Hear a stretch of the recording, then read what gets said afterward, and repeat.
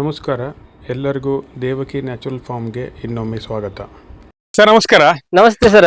Sir ನಾವು Devaki natural form ಇಂದ ಬಂದಿರೋದು. ಸೊ ಇಲ್ಲಿ ನೀವು ಇಲ್ಲಿ ಒಂದು ಚಿಕ್ಕದಾದ ಒಂದು ಹಳ್ಳಿನಲ್ಲಿ ರಾಂಬುಟನ್ ತೋಟ ಮಾಡಿದಿರ ಅಂತ ಗೊತ್ತಾಯ್ತು.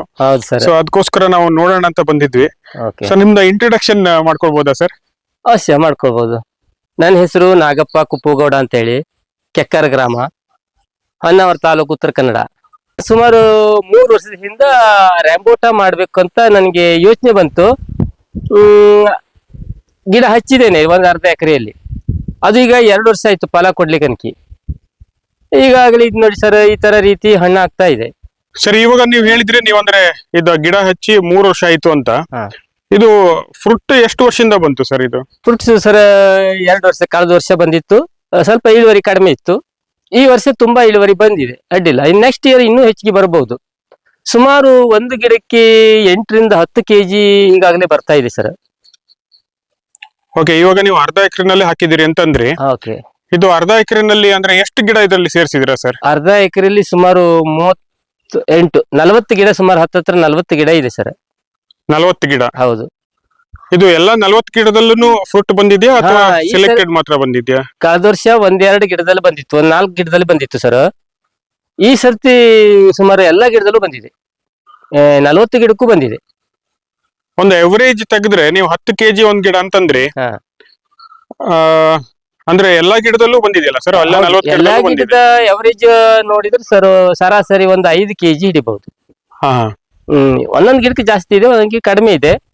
ಮುಂದಿನ ವರ್ಷ ಅದು ತುಂಬಾ ಬರಬಹುದು ಸರ್. ಈ ಲೊಕೇಶನ್ ಅಲ್ಲಿ ಇದು ಹೊನ್ನಾವರ ತಾಲೂಕ್ ಬರ್ತದಲ್ವಾ? ಹೌದು ಸರ್. ಈ ಹೊನ್ನಾವರ ತಾಲೂಕಲ್ಲಿ ಮೋಸ್ಟ್ಲಿ ನನಗನ್ಸಿರೋ ಪ್ರಕಾರ ಇದು ರಾಂಬುಟನ್ ಯಾರು ಹಾಕ್ಲಿಲ್ಲ ಅಂತ ಅನ್ಕೊಳ್ತೀನಿ ಸರ್. ನಾನೇ ಫಸ್ಟ್ ಮಾಡಿ, ನೀವೇ ಫಸ್ಟ್ ಮಾಡಿ, ನೀವೇ ಫಸ್ಟ್ ಫ್ರೂಟ್ಸ್ ಅನ್ನ ತಗೊಂಡಿದ್ದೀರಾ? ಹೌದು ಸರ್. ಇದು ಮಾರ್ಕೆಟ್ ಎಲ್ಲ ಹೇಗಿದೆ ಸರ್? ಇದು ಮಾರ್ಕೆಟ್ ಸರ್ ನನ್ಗೀಗ ಸದ್ಯ ಪ್ರಾಬ್ಲಮ್ ಇಲ್ಲ, ಯಾಕೆಂದ್ರೆ ಲೋಕಲ್ಲೇ ಹೋಗುತ್ತೆ ನಂದೀಗ. ಲೋಕಲ್ ನವರು, ಕುಮಟಾ ಹೊನ್ನವರು ಮಾರ್ಕೆಟ್ ಉಂಟು. ಲೋಕಲ್ ನಲ್ಲಿ ಎಲ್ಲ ಕೇಳ್ತಾ ಇದ್ದಾರೆ, ಒಳ್ಳೆ ಮಾರ್ಕೆಟ್ ಉಂಟು ಈಗ ಸದ್ಯ. ಲೋಕಲ್ ಅಂತಂದ್ರೆ ಹೇಗೆ ಸರ್? ಅಂದ್ರೆ ಊರಲ್ಲೇ ಮಾರ್ತೀರಾ ಅಥವಾ ಮನೆಯಲ್ಲೇ ಮಾರ್ತಾ ಇದ್ದೀರಾ ಹೇಗೆ? ಊರಲ್ಲೇ ಪಾರ್ಟಿ ಬಂದು ತಕೊಂಡು ಹೋಗ್ತಾ ಇದ್ದಾರೆ. ನಾನ್ ಜಾಸ್ತಿ ಇದ್ರೆ ಕುಮಟಾ ಮತ್ತು ಹೊನ್ನವರಿಗೆ ಅಂಗಡಿ, ಹಣ್ಣಿನ ಅಂಗಡಿ ಅವರಿಗೆ ಕೊಡ್ತೇನೆ. ಇದು ಹೇಗಿದೆ ಸರ್ ಈಗ ರೇಟ್ ಎಲ್ಲ ಹೇಗಿದೆ ಸರ್? ರೇಟ್ ಸರ್ ಸದ್ಯ ನಾನು 200 ರೂಪಾಯಿನಲ್ಲಿ ಸೇಲ್ ಮಾಡ್ತಾ ಇದ್ದೇನೆ. ಕೆಜಿಗೆ 200 ರೂಪಾಯಿನಲ್ಲಿ ಸೇಲ್ ಮಾಡ್ತಾ ಇದ್ದೇನೆ. 1 ಕೆಜಿಗೆ 200 ರೂಪಾಯಿನಂತೆ ಸೇಲ್. ಈಗ ಮಾರ್ಕೆಟ್ ಅಲ್ಲಿ ಹೋದ್ರೆ ಇದಕ್ಕೆ ಒಂದು 300 ರಿಂದ 350 ರೂಪಾಯಿ ತನಕ ಇದೆ. ಹೌದು ಹೌದು. ನೀವಂದ್ರೆ ಕೆಜಿಗೆ 200 ರೂಪಾಯಿನಲ್ಲಿ ಸೇಲ್ ಮಾಡ್ತಾ ಇದ್ದೇನೆ, ಯಾಕೆಂದ್ರೆ ಮಾರೋರಿಗೂ ಏನಾದ್ರು ಉಳಿಬೇಕಲ್ಲ ಸರ್ ಇದ್ರಲ್ಲಿ. ಹೌದು. ಮತ್ತೆ ಅದ್ರಲ್ಲಿ ಕೆಲವು ಹಾಳ ಬರ್ಬೋದು. ಹೇಗಿದೆ ಸರ್ ಇದ್ರಲ್ಲಿ? ಅಂದ್ರೆ ಈ ನಾನು ಜಾಗ ನೋಡ್ತಾ ಇದ್ದೀನಿ, ನಿಮ್ ತೋಟ ಫುಲ್ ನೋಡ್ಬೋದಾ ಸರ್? ನೋಡ್ಬೋದು, ಬನ್ನಿ. ಇದ್ರಲ್ಲಿ ನಾನು ನೋಡ್ತಾ ಇದ್ದೀನಿ, ಇಲ್ಲಿ ನೀರ್ ನಿಂತ್ಕೊಂಡಿದೆ. ಇದು ಯಾಕೆ ಸರ್ ಈ ತರ ತೋಟದಲ್ಲಿ ನೀರ್ ನಿಂತ್ಕೊಂಡಿರೋದು? ನೀರ್ ನಿಂತಿದೆ ಅಂದ್ರೆ ಸರ್, ಇದು ತಗ್ಗು ಪ್ರದೇಶ. ಇದು ಆಕ್ಚುಲಿ ಗದ್ದೆ ಮಾಡುವಂತ ಏರಿಯಾ. ಈಗ ಯಾರು ಗದ್ದೆ ಮಾಡ್ತಾ ಇಲ್ಲಲ್ಲ, ನಾನು ಬರಡು ಬಿಡುದು ಬೇಡ ಅಂತ ಹೇಳಿ ಆ ಮಣ್ಣನ್ನ ಒಟ್ಟುಗೂಡಿಸಿ ಸ್ವಲ್ಪ ಹೈಟ್ ಮಾಡಿ ಗಿಡ ಹಚ್ಚಿದ್ದೇನೆ. ಯಾಕೆಂದ್ರೆ ಕೆಳಗಡೆ ನೀರಿದ್ದು ಏನು ಪ್ರಾಬ್ಲಮ್ ಆಗಲ್ಲ ಗಿಡಕ್ಕೆ, ಯಾಕೆಂದ್ರೆ 3 ಫುಟ್ ಹೈಟ್ ಇದೆ ಇದು. ಅಂದ್ರೆ ಇದು ನಮ್ ಕಡೆಗೆ ಜೌಗು ಪ್ರದೇಶ ಅಂತ ಹೇಳ್ತಾರಲ್ವಾ? ಹೌದು, ಕಾರ್ ಗದ್ದೆ ಅಂತ ಹೇಳ್ತಾರೆ. ಹೌದು. ಸೊ ಕಾರ್ ಗದ್ದೆನಲ್ಲಿ ಈ ತರ ನಾವು ಅಂದ್ರೆ ಮಣ್ಣು ಸೇರಿಸಿ ಹೈಟ್ ಮಾಡಿದೀರಾ? ಹೌದು. ಎಷ್ಟು ಫುಟ್ ಹೈಟ್ ಆಗಿದೆ ಸರ್ ಇದು? ಸರ್ ಸುಮಾರು ಸರಾಸರಿ 3 ಫುಟ್ ಇದೆ ಹೈಟ್. 3 ಫುಟ್ ಹೈಟ್ ಮಾಡಿದ್ದೇನೆ. ಈಗ ನೀರಿದ್ರು ಏನು ಪ್ರಾಬ್ಲಮ್ ಆಗೋದಿಲ್ಲ ಸರ್ ಇದಕ್ಕೆ. ಈ ತರ ಮಣ್ಣು ಹಾಕಿ ಹೈಟ್ ಮಾಡಿದೀರಾ? ಹೌದು. ಹೈಟ್ ಮಾಡಿ ಅದ್ರ ಮೇಲೆ ಗಿಡ ಹಚ್ಚಿದ್ದೇನೆ. ಓಕೆ, 3 ವರ್ಷಕ್ಕೆ ಒಳ್ಳೆ ಅಡ್ಡಿಲ್ಲ, ಚೆನ್ನಾಗಿ ಬಂದಿದೆ ಸರ್. ಸರ್ ಇದು ಒಂದು ತೋಟನ ನೋಡ್ಬೋದಾ ಸರ್? ಓಕೆ, ನೋಡ್ಬೋದು ಸರ್. ಬೆಳಿಗ್ಗೆ ಬನ್ನಿ. ಇದು ಮಳೆಗಾಲದಲ್ಲಷ್ಟೇ ನೀರು ಇರುತ್ತೆ ಸರ್. ಇನ್ನೊಂದು ಇದು ಎಷ್ಟು ತಿಂಗಳ ನೀರು ಇರುತ್ತೆ ಸರ್ ಮಳೆಗಾಲದಲ್ಲಿ? ಮಳೆಗಾಲದಲ್ಲಿ ಮಳೆ ಬಹಳ ಜೋರಾದ್ಮೇಲೆ ಒಂದೂವರೆ ತಿಂಗಳ ಇರುತ್ತೆ. ನಂತರ ಇದು ಡ್ರೈ ಆಗುತ್ತೆ ಮತ್ತೆ. ಸರ್ ಇದು ಆಲ್ಮೋಸ್ಟ್ ಒಂದು 1.5 ಫೂಟ್ ನೀರಿದೆ. ಹೌದು ಸರ್. ಈ ತರ ನೀರಿರೋ ಜಾಗದಲ್ಲಿ ಅಂದ್ರೆ ನಾನಂತೂ ಇನ್ನು ತನಕ ರಾಂಬುಟನ್ ಹಾಕಿರೋದು ನೋಡ್ಲಿಲ್ಲ. ಸರ್. ಗುಡ್ಡ ಪ್ರದೇಶದಲ್ಲಿ ಇದನ್ನ ಹಾಕ್ತಾರೆ. ಹೌದು. ಇದು ನೀವಂದ್ರೆ ಯಾವ ಧೈರ್ಯದ ಮೇಲೆ ಈ ತರ ಮಳೆ ಜಾಗದಲ್ಲಿ ಖಾಲಿ ಇರಬಾರ್ದಲ್ಲ, ಒಂದು ಪ್ರಯೋಗ ಮಾಡಿ ನೋಡೋಣ ಅಂತ ಮಾಡಿದ್ದೇನೆ. ಅದು ಸಕ್ಸಸ್ ಆಗಿದೆ ಈಗಾಗಲೇ. ಒಳ್ಳೆ ಗಿಡನು ಚೆನ್ನಾಗಾಗಿದೆ ಮತ್ತು ಇಳುವರಿನೂ ಚೆನ್ನಾಗಿ ಬರ್ತಾ ಇದೆ ನೋಡಿ ಸರ್. ಈಗಾಗಲೇ ಇದರಲ್ಲಿ 80% ಹಣ್ಣು ತೆಗೆದಾಗಿದೆ ಈಗಾಗಲೇ. 80% ಹಣ್ಣು ತೆಗೆದಾಗಿದೆ. ಅಂದ್ರೆ ಈಗ ಸೀಸನ್ ಮುಗಿದಿದೆ. ಮುಗಿದಿದೆ ಇದು ಲಾಸ್ಟ್ ಇರೋದು ಇವಾಗ. 2 ತಿಂಗಳಾಯ್ತು ಸರ್. ನಾನು ಇದು ಮೇದಿಂದ ಸ್ಟಾರ್ಟ್ ಆಗಿದೆ ನನಗೆ. ಈ ಕೆಲವೇ ಗಿಡಗಳಲ್ಲಿ ಮಾತ್ರ ಹಣ್ಣು ಉಂಟು ಈಗ. ಈಗ ನಾರ್ಮಲಿ ಹೇಳ್ತಾರೆ ಇದ್ರಲ್ಲಿ ಡಿಸೆಂಬರ್ದಲ್ಲಿ ಸ್ಟ್ರೆಸ್ ಕೊಡ್ಬೇಕು ಅಂತ. ನೀವಂದ್ರೆ ಇದು ನೀರಾವರಿ ಹೇಗೆ ಮಾಡಿದಿರಾ, ಮತ್ತೆ ಏನಾದ್ರು ಸ್ಟ್ರೆಸ್ ಏನಾದ್ರು ಕೊಟ್ಟಿದ್ದೀರಾ? ನೀರಾವರಿ ಅಂದ್ರೆ ಸರ್ ನಾನು ಬೇಸಿಗೆಯಲ್ಲಿ ಡ್ರಿಪ್ ಮುಖಾಂತರ ನೀರಾವರಿ ಕೊಡ್ತೇನೆ. ಈಗೆಲ್ಲ ಡ್ರಿಪ್ ತೆಗೆದಿಟ್ಟಿದ್ದೇನೆ, ಮೇಲೆ ಇಟ್ಟಿದ್ದೇನೆ. ಹನಿ ನೀರಾವರಿ ಮುಖಾಂತರ ಕೊಡ್ತೇನೆ. ನೀರು ಬೇಸಿಗೆ ತುಂಬಾ ನೀರು ಬೇಕು ಸರ್ ಇದಕ್ಕೆ. ನೀರ್ ಕಡಿಮೆ ಆದ್ರೆ ಕಾಯು ಜಲ್ಲು ಬೀಳುವ ಸಾಧ್ಯತೆ ಜಾಸ್ತಿ ಇದೆ. ಬೇಸಿಗೆನಲ್ಲಿ ಫುಲ್ ನೀರ್ ಕೊಡ್ಬೇಕು. ಬೇಸಿಗೆ ತುಂಬಾ ನೀರ್ ಕೊಡ್ಬೇಕು. ಕೆಲವರು ಹೇಳ್ತಾರೆ ಅಷ್ಟು ಬೇಕಾಗುದಿಲ್ಲ, ಫುಲ್ ನೀರ್ ಕೊಡ್ಬೇಕು. ನೀರ್ ಕಡಿಮೆ ಆದ್ರೆ ಕಾಯಿಗಳೆಲ್ಲ ಜಲ್ಲು ಬೀಳ್ತವೆ. ನೀರ್ ಹೇಗೆ ನಾವು ಫುಲ್ ಕೊಡ್ತೀವೋ ಅಂದ್ರೆ ಹರಿದೋಗುವಂತಲ್ಲ, ಗಿಡಕ್ಕೆ ಎಷ್ಟು ಅವಶ್ಯ ಅಷ್ಟು ಕೊಡ್ಬೇಕು ಸರ್. ಅವಾಗ ಚೆನ್ನಾಗಿ ಫಸಲು ಬರುತ್ತೆ. ಇದು ಡಿಸ್ಟೆನ್ಸ್ ಯಾವ ತರ ಹಾಕಿದ್ದೀರಾ ಸರ್? ಈಗ ಡಿಸ್ಟೆನ್ಸ್ ನಾನು ಗಿಡದಿಂದ ಗಿಡಕ್ಕೆ ಸಾಲಿನಿಂದ ಸಾಲಿಗೆ 24x24 ಫುಟ್ ಅಂತರದಲ್ಲಿ. ಸಾಲು ಮತ್ತೆ ಗಿಡ ಎರಡನ್ನೂ 24 ಫುಟ್ ಅಂತರದಲ್ಲಿ ಹಾಕಿದ್ದೀರಾ? 24x24 ಫುಟ್ ಅಂತರದಲ್ಲಿ ಹಾಕಿದ್ದೇನೆ. ಅಂದ್ರೆ ಅರ್ಧ ಎಕರೆ ಅಂತಂದ್ರೆ ಒಂದು 20 ಗುಂಟೆನಲ್ಲಿ ನಿಮ್ದು 40 ಗಿಡ ಬಂದಿದೆ ಅಲ್ವಾ? ಹೌದು. ಹೆಚ್ಚು ಸರಾಸರಿ 20 ಗುಂಟೆ ಅಂತ ನನ್ನ ಕಲ್ಪನೆ. ಹೆಚ್ಚು ಕಡಿಮೆ ಇರಬಹುದು, ಕ್ಷೇತ್ರ ಇನ್ನೂ ಹೆಚ್ಚು ಕಡಿಮೆ ಇರಬಹುದು. ಅಜ್ಮಾಸ್ ನಾನು 20 ಗುಂಟೆ ಅಂತ ಲೆಕ್ಕ ತೆಗಿಬಹುದು. ಇದು ಎಲ್ಲ 40 ಗಿಡನು ಒಳ್ಳೆ ಹೆಲ್ದಿ ಆಗಿ ಬಂದಿದೆ. ಸೇಮ್ ಇದೆ. ಹೌದು ನೋಡಿ ಸರ್, ಈಗ ನಾವು ಅದೇ ನೋಡ್ತಾ ಇದೀವಿ. ಹೌದು. ಇದು ಯಾವುದೇ ಗಿಡನು ಏನು ರೋಗ ಬಾಧೆ ಅಥವಾ ಏನು ಇಲ್ಲ, ತುಂಬಾ ಚೆನ್ನಾಗಿ ಹೆಲ್ದಿ ಆಗಿದೆ. ಮತ್ತೆ ನಾನ್ ಸರಿ ಯಾವುದೇ ಒಂದು ರಾಸಾಯನಿಕ ಕೆಮಿಕಲ್ ಔಷಧಿ ಸ್ಪ್ರೇ ಮಾಡ್ತಾ ಇಲ್ಲ.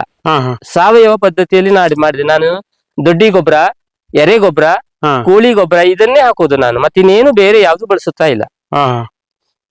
ಇದು ಯಾವುದೇ ರೀತಿ ಕೆಮಿಕಲ್ ಅಥವಾ ಸ್ಪ್ರೇ ಯಾವ್ದು ಕೊಡ್ತಾ ಇಲ್ಲ? ಇಲ್ಲ, ಯಾವ್ದು ಸ್ಪ್ರೇ ಮಾಡ್ತಾ ಇಲ್ಲ. ಕೆಲವರೆಲ್ಲ ಸ್ಪ್ರೇ ಕೊಡ್ತಾರಲ್ವಾ, ನೀವು ಆತರ ಯಾವ್ದು ಸ್ಪ್ರೇ ಕೊಡ್ತಾ ಇಲ್ಲ? ಇಲ್ಲ ಸರ್, ಹೂವಿನಲ್ಲಿ ಸ್ಪ್ರೇ ಮಾಡ್ಬೇಕು ಹೇಳ್ತಾರೆ, ಆದ್ರೆ ನಾನ್ ಮಾಡೇ ಇಲ್ಲ. ಇನ್ನೂ ತನಕ ಮಾಡಿಲ್ಲ. ಇದು ವೆರೈಟಿ ಯಾವ್ದು ಸರ್? ಎಷ್ಟು ವೆರೈಟಿ ಗಿಡ ಇದೆ ಇದ್ರಲ್ಲಿ? ವೆರೈಟಿ ಸರ್ ಇದರಲ್ಲಿ ಈಗಾಗಲೇ N18 ಅಂತ ಹೇಳಿ ಉಂಟು. N18 ಇದು ತಳಿಯಲ್ಲಿ N18 ಒಳ್ಳೆ ತಳಿ, ಕ್ವಾಲಿಟಿ.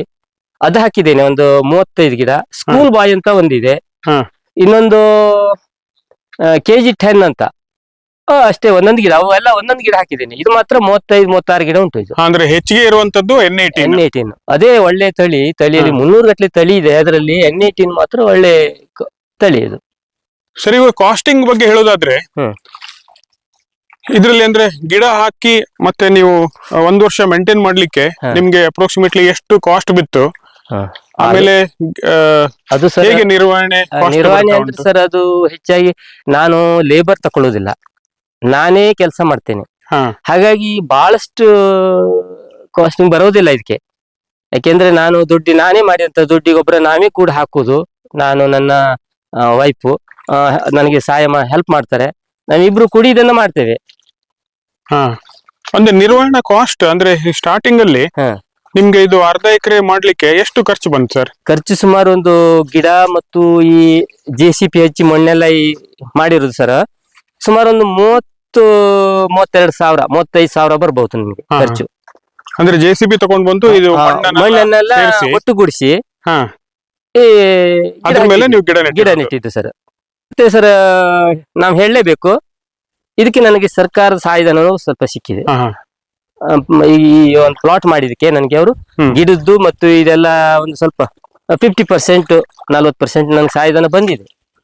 ಅಂದ್ರೆ ಇವಾಗ ಒಂದು 35-40 ಸಾವಿರ ರೂಪಾಯಿ ನಿಮ್ ಖರ್ಚಲ್ಲಿ ಒಂದು 24-25 ಸಾವಿರ ಬಂದಿದೆ. ನನ್ಗೆ ಕೈಯಿಂದ ಬಹಳ ಹೋಗಿಲ್ಲ ಸರ್. ಏನೋ ನಾನು ಗೊಬ್ಬರ ಲೇಬರ್ ಕೆಲಸ ಮಾಡಿದ್ದೀನಲ್ಲ, ಅದಷ್ಟೇ ನಂಗೆ ಹೆಚ್ಚಿಗೆ ಅಂದ್ರೆ ಹೊರೆ ಆಗಿರೋದು. ಸರ್, ಇದು ಅಂದ್ರೆ ಇವಾಗ ನಿಮ್ಗೇನ್ ಈಗ 3ನೇ ವರ್ಷದಲ್ಲಿ ಇದೀರಾ, ನಿಮ್ಗೆ ಇದು ಇವಾಗ ಇಳುವರಿ ಬಂದಿದೆ. ಇದು ಹೇಗೆ ಅನ್ಸುತ್ತೆ ಸರ್? ಇದು ಏನಾದ್ರು ಪ್ರಾಫಿಟಬಲ್ ಇದೆಯಾ? ಸರ್, ನಾವೇ ನೇರವಾಗಿ ಮಾಡಿದ್ರೆ ಪ್ರಾಫಿಟ್ ಇದೆಯಲ್ಲ. ಲೇಬರ್ ಹಚ್ಚಿ ಮಾಡಿದ್ರೆ ಬಹಳ ಕಷ್ಟ ಆಗತ್ತೆ ಸರ್. ನೇರ ನಾವು ಮಾಡಿದ್ರೆ ನಮ್ಗೆ ನಮ್ಮ ಮಜೂರಿನ ಉಳಿಯುತ್ತೆ, ಸ್ವಲ್ಪ ಲಾಭದಾಯಕನು ಹೌದು. ಈಗ ಬರೇ ಒಂದು ಕೃಷಿ ಅವಲಂಬಿಸ್ಕೊಂಡಿದ್ರೆ ಕಷ್ಟ ಅಲ್ಲ ಸರ್. ಹಾಗಾಗಿ ಬೇರೆ ಬೇರೆ ನಾನು ಈಗಾಗಲೇ ಬಹಳಷ್ಟು ಹಣ್ಣಿನ ಪ್ಲಾಟ್ ಮಾಡಿದ್ದೇನೆ. ಇದು ರ್ಯಾಂಬುಟನ್ ಮೇಲೆ ಡ್ರ್ಯಾಗನ್ ಫ್ರೂಟ್ಸ್ ಮತ್ತೆ ಸೇಬು ಕೂಡ ಮಾಡಿದ್ದೇನೆ. ತೋಟದಲ್ಲಿ ಮ್ಯಾಂಗೋಸ್ಟಿನ್ ಹಾಕಿದ್ದೇನೆ. ಬೇರೆ ಬೇರೆ ಹಣ್ಣುಗಳನ್ನು ಮಾಡ್ತಾ ಇದ್ದೇನೆ.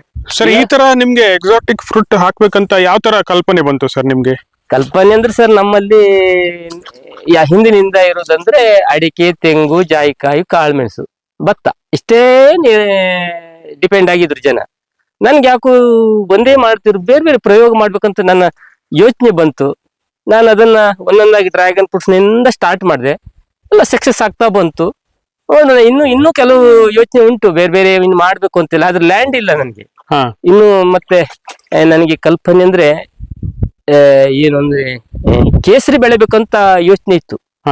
ಇಲ್ಲ ಆಗ್ತದಿಲ್ಲೋ ಸೆಕೆಂಡ್ರಿ, ಆದ್ರೆ ಒಂದು ಪ್ರಯೋಗ ಮಾಡ್ಬೇಕು ಅಂತ ಇತ್ತು.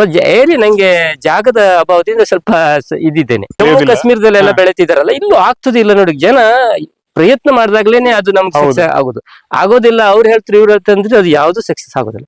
ನಾವು ನೇರವಾಗಿ ಫೀಲ್ಡಿಗೆ ಇಳಿಬೇಕು ಸರ್. ನೀವಂದ್ರೆ ಎಷ್ಟು ವರ್ಷ ಆಯ್ತು ಸರ್ ಇದು ಕೃಷಿಗೆ ಬಂದು? ಎಷ್ಟು ವರ್ಷ? ನಾನು ಕೃಷಿಗೆ ಬಂದು 44 ವರ್ಷ ಆಯ್ತು. 44. ನಾನು 16ನೇ ವರ್ಷದಿಂದ ಕೃಷಿಗೆ ಬಂದವನು. ನಾನು ಕಲ್ತಿರೋದು ಕೇವಲ SLC ವರೆಗೆ. SLC ಮುಗಿದ ನಂತರ ನಾನು ಕೃಷಿ ರಂಗಕ್ಕೆ ಬಂದವನು. ಹಲವಾರು ರೀತಿ ಕೃಷಿ ಮಾಡಿದ್ದೇನೆ. ಸ್ತ್ರೀ ಪದ್ಧತಿ ಅಂತ ಈಗ ಒಂದು 15-20 ವರ್ಷ ಹಿಂದೆ ಮಾಡಿದ್ದೇನೆ. ಮೈಕ್ರೋ ಲಲಾನ ಪದ್ಧತಿ ಅದು, ಅದೆಲ್ಲ ಮಾಡಿದ್ದೇನೆ. ಹೀಗೆ ಒಂದೊಂದೇ ಮಾಡ್ತಾ ಬರ್ದೇನೆ. ಈ ಕಾಳುಮೆಣಸು, ಕಸಿ ಕಾಳುಮೆಣಸು ಈಗ ಒಂದು 10-12 ವರ್ಷ ಹಿಂದೆ ಪ್ರಯೋಗ ಮಾಡಿ ಆದ್ರೂ ತುಂಬಾ ಇಳುವರಿ ಬಂತು. ನಂಗೆ 6-7 ಕ್ವಿಂಟಲ್ ಬಂತು ಕಾಳುಮೆಣಸು. ಸರಿ, ಇವಾಗ ನಿಮ್ದು ಏಜ್ ಎಷ್ಟು ಸರಿ? ಇವಾಗ ನಂದು ಏಜ್ 64 ವರ್ಷ ಸರ್. ಅಂದ್ರೆ ನೀವು ಒಂದು 16 ವರ್ಷದಿಂದ ಸ್ಟಾರ್ಟ್ ಮಾಡಿದ್ರಿ, ಇವಾಗ ಒಂದು 64 ಆಗಿದೆ. ಅಂದ್ರೆ ನಾರ್ಮಲಿ ಇವಾಗ ಎಲ್ರು ಬೆಂಗಳೂರು, ಮುಂಬೈ ಈ ತರ ಸ್ಯಾಲರಿಗೆ ಹೋಗ್ತಾರೆ. ಅಲ್ಲಿ ಸ್ಯಾಲರಿ ಮೇ ಬಿ ಒಂದು 10,000, 15,000 ಇರ್ಬೋದು, 20,000 ಇರ್ಬೋದು. ಸೊ ಆ ತರ ಯುವಕರಿಗೆ ನೀವ್ ಏನ್ ಸಂದೇಶ ಕೊಡ್ತೀರಾ ಸರ್? ಈಗ ನಾನ್ ಯುವಕರಿಗೆ ಹೇಳ್ಬೇಕು ಅಂದ್ರೆ, ಎಲ್ಲರಿಗೇನು ಲ್ಯಾಂಡ್ ಇರೋದಿಲ್ಲಲ್ಲ ಸರ್. ಅವರು ಅನಿವಾರ್ಯವಾಗಿ ಬೇರೆ ಬೇರೆ ವೃತ್ತಿ ಕೆಲಸ ಮಾಡಬೇಕು. ಲ್ಯಾಂಡ್ ಇರುವವರು, ಜಾಗ ಇರುವವರು, ಹಿಂಗೆ ಬಹಳಷ್ಟು ಜಾಗ ಇರುವವರು ಅವರು ಕೃಷಿನೇ ಮಾಡಿದ್ರೆ, ಅದಕ್ಕೂ ನೌಕರಿ ಡಿಪೆಂಡ್ ಆಗದೆ ಕೃಷಿನೇ ಮಾಡಿದ್ರೆ ಅದು ಒಳ್ಳೆ ಇದು ಏನು ಅಂದ್ರೆ ಒಳ್ಳೆ ಲಾಭ ಉಂಟು. ಮತ್ತೆ ಒಳ್ಳೆ ಮನಸ್ಸಿಗೆ ನೆಮ್ಮದಿ ಸಿಗತ್ತೆ. ನಾವು ಯಾರ ಹಂಗನಲ್ಲೂ ಇರುವುದಿಲ್ಲಲ್ಲ, ಹೌದು, ಸ್ವತಂತ್ರವಾಗಿ ನಾವು ಇರ್ಬೋದು ಅನ್ನೋ ನನ್ನ ಒಂದು ಅಭಿಪ್ರಾಯ. ಎಲ್ರಿಗೂ ಕೃಷಿ ಮಾಡಿ ಅಂತ ಹೇಳಲಿಕ್ಕೆ ಆಗುದಿಲ್ಲ, ಯಾಕೆಂದ್ರೆ ಬಹಳಷ್ಟು ಜನಕ್ಕೆ ಜಾಗನೇ ಇರುವುದಿಲ್ಲ. ಅಂತವರಿಗೆಲ್ಲ ಏನ್ ಕೃಷಿ ಮಾಡುದು ಸರ್? ಆಗುದಿಲ್ಲ. ಹೌದು ಸರ್. ಸರ್, ಇದು ತುಂಬಾ ಅಂದ್ರೆ ಅದ್ಭುತವಾಗಿದೆ ತೋಟ. ಯಾಕೆಂತಂದ್ರೆ ಈಗ ನಾವು ನೋಡಿರೋದು ಬೆಟ್ಟದಲ್ಲಿ ಇರುತ್ತೆ, ಅಲ್ಲೆಲ್ಲ ಅಷ್ಟೊಂದು ನೀರ್ ಇರೋದಿಲ್ಲ. ಇಲ್ಲಿ ನಾವು ನೋಡ್ತಾ ಇದೀವಿ, ನಿಮ್ಮ ಕಾಲು ಆಲ್ಮೋಸ್ಟ್ ನೀರಲ್ಲೇನೆ ಇದೆ. ಹೌದು ಸರ್. ಇದು ಒಂಥರ ಜೌಗು ಪ್ರದೇಶದಲ್ಲಿ ನೀವು ಇಷ್ಟು ಅದ್ಭುತವಾದ ಒಂದು ರ್ಯಾಂಬುಟನ್ ತೋಟನ 1/2 ಎಕರೆನಲ್ಲಿ ಮಾಡಿದೀರಾ. ಹೌದು ಸರ್.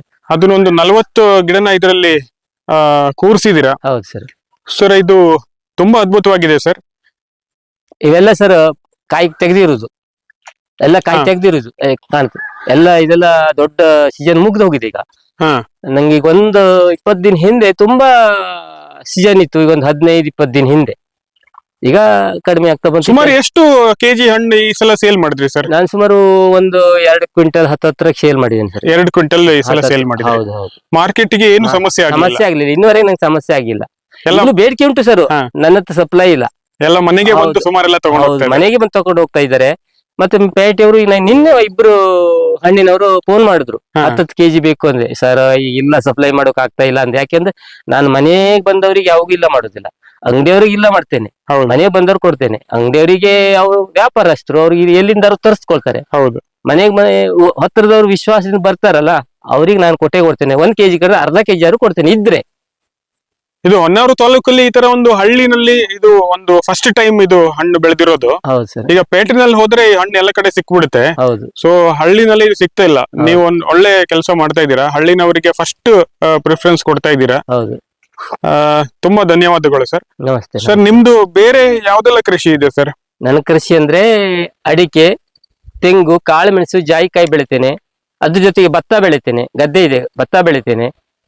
ಈಗ ಡ್ರ್ಯಾಗನ್ ಫ್ರೂಟ್ಸು, ರ್ಯಾಂಬುಟನ್ನು, ಬೇರೆ ಬೇರೆ ಹಣ್ಣಿನ ಗಿಡಗಳನ್ನು ಮಾಡ್ತಾ ಇದ್ದೇನೆ. ಮತ್ತೆ ಈಗ ಹೊಸದಾಗಿ ರಕ್ತ ಚಂದನ ಮತ್ತು ಶ್ರೀಗಂಧ ಪ್ಲಾಟ್ ಮಾಡಿದ್ದೇನೆ ಮೇಲ್ಗಡೆಗೆ. ಅದೆರಡು ಮಾಡ್ತಾ ಇದ್ದೇನೆ. ಮುಂದಿನ ದಿನದಲ್ಲಿ ಅದು ಒಳ್ಳೆ ಮಾರ್ಕೆಟ್ ಇರ್ಬೋದು ಅಂತ ಕಲ್ಪನೆ. ಅಂದ್ರೆ ಸಮಗ್ರ ಕೃಷಿ ಕಲ್ಪನೆಯಲ್ಲಿ ಮತ್ತೆ ನನ್ನ ಕೃಷಿ ಹೊಂಡ ಇದೆ ಸರ್, 18 ಗುಂಟೆ ಇದೆ. ಅದರಲ್ಲಿ ನಾನು ಮೀನ್ ಸಾಕಣೆ ಮಾಡಿದ್ದೇನೆ. ಮೀನ್ ಇದೆ ಈಗಾಗಲೇ. ಜೇನ್ ಸಾಕಣೆ ಉಂಟು ನಂದು, ಹಸು ಸಾಕಣೆ ಉಂಟು. ಎರೆ ಗೊಬ್ಬರ ನಾನೇ ಮಾಡ್ತೇನೆ. ಎರೆ ಜೀವಾಮೃತ ಮಾಡಿ ತೋಟಕ್ಕೆ ಹಾಕ್ತೇನೆ. ನಾನು ಜೀವಾಮೃತ ಮಾಡ್ತೇನೆ. ನಾನು ರಾಸಾಯನಿಕ ಯಾವ ತೋಟಕ್ಕೂ ಯಾವುದಕ್ಕೂ ಬಳಸುವುದಿಲ್ಲ. ಸಾವಯವ ಪದ್ಧತಿಯಲ್ಲಿ ನನ್ನ ಕೃಷಿ. ಹಸು ಅಂತಂದ್ರೆ ಯಾವ ತರ ಹಸು ಇದೆ ಸರ್? ಮಲೆನಾಡ್ ಗಿಡ್ಡ ಸರ್ ನಂದೆಲ್ಲ. ಒಂದು 12 ದನ ಇದೆ ನಂದು, ಮಲೆನಾಡು ಗಿಡ್ಡ. ಮತ್ ಕೋಳಿ ಸಾಕಣೆ ಇತ್ತು, ಈ ಸರ್ತಿ ಬಿಟ್ಟಿದ್ದೇನೆ, ಆಗೋದಿಲ್ಲ ನನ್ನ ಹತ್ರ ಎಲ್ಲ ಮೇಂಟೈನ್ ಮಾಡೋಕೆ ಆಗೋದಂತ ಕೋಳಿ ಸಾಕಣೆ ಬಿಟ್ಟಿದ್ದೇನೆ. ಕೋಳಿ ಸಾಕಣೆ ಇತ್ತು. ಅಂದ್ರೆ ಒಳ್ಳೆ ಇನ್ಸ್ಪಿರೇಷನ್ ಇದೆ ಸರ್. ಈಗ ನೀವೊಂದು ಮಲೆನಾಡು ಗಿಡ್ಡ ಒಂದು 12 ಹಸುನ ಸಾಕಿದೀರಾ, ಅದರಿಂದನೇ ಗೊಬ್ಬರ ತಯಾರು ಮಾಡಿ ಎಲ್ಲ ನಿಮ್ಮ ತೋಟಕ್ಕೆ ಯೂಸ್ ಮಾಡ್ತಾ ಇದ್ದೀರಾ. ನೀವು ಹೇಳಿದ ಪ್ರಕಾರ ಇದರಲ್ಲಿ ನಾವು ಇವಾಗ ರ್ಯಾಮುಟನ್ ತೋಟದಲ್ಲಿ ಇದ್ದೀವಿ. ಅಂದ್ರೆ ನಿಮ್ಮ ಹತ್ರ ಇವಾಗ ಮ್ಯಾಂಗೋಸ್ಟಿನ್ ಇದೆ, ಆಮೇಲೆ ಡ್ರ್ಯಾಗನ್ ಫ್ರೂಟ್ ಇದೆ, ಸೇಬುನು ಮಾಡ್ತಾ ಇದ್ದೇನೆ. ಸೇಬು ಹಾಕಿದೀರಾ, ಕಾಳುಮೆಣಸು ಹಾಕಿದೀರಾ, ತೆಂಗಿದೆ, ಅಡಿಕೆ ಇದೆ, ಜಾಯ್ಕಾಯಿ ಇದೆ, ವೀಳ್ಯದೆಲೆ ಇದೆ, ಮತ್ತೆ ನೀವು ಭತ್ತನೂ ಬೆಳೀತಾ ಇದ್ದೀರಾ. ಭತ್ತ ಬೆಳಿತೀನಿ ಸರಿ. ಇವಾಗ ಸಮಯದ ಅಭಾವದಿಂದ ನಿಮ್ಗೂ ಬೇರೆ ಕೆಲಸಕ್ಕೆ ಹೋಗ್ಬೇಕಂತ ನೀವು ಹೇಳಿದ್ರಿ. ಸ್ವಲ್ಪನೇ ಒಂದ್ 10 ನಿಮಿಷನೇ ಟೈಮ್ ಕೊಟ್ಟಿದ್ರಿ ಸರ್. ಮುಂದಿನ ಸಂಚಿಕೆಯಲ್ಲಿ ನಾವು ನಿಮ್ಮ ಬೇರೆ ಯಾವ್ದೆಲ್ಲ ಕೃಷಿ ಇದೆ ಅದ್ರ ಬಗ್ಗೆ ಒಂದು ವಿಡಿಯೋ ಮಾಡೋಣ ಸರ್. ಸರ್, ಇದು ಒಂದು ಮೆಸೇಜ್ ಏನ್ ಸರ್, ನೀವು ಯುವಕರಿಗೆ ಒಂದು ಮೆಸೇಜ್ ಏನ್?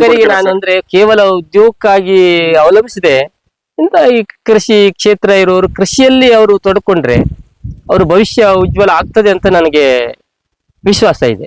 ಯಾಕೆಂದ್ರೆ ಉದಾಹರಣೆಗೆ ನಾನೇ ಈಗ ನಮ್ಮ ಹುಡುಗ ಇದ್ದಾನೆ, ನಮ್ಮ ಹುಡುಗನು ನಾನು ಕೃಷಿಯಲ್ಲೇ ಉದ್ಯೋಗಕ್ಕೆ ಹೋಗದೆ ಕೃಷಿಯಲ್ಲೇ ಅಳವಡಿಸ್ಕೊಂಡಿದ್ದೇನೆ.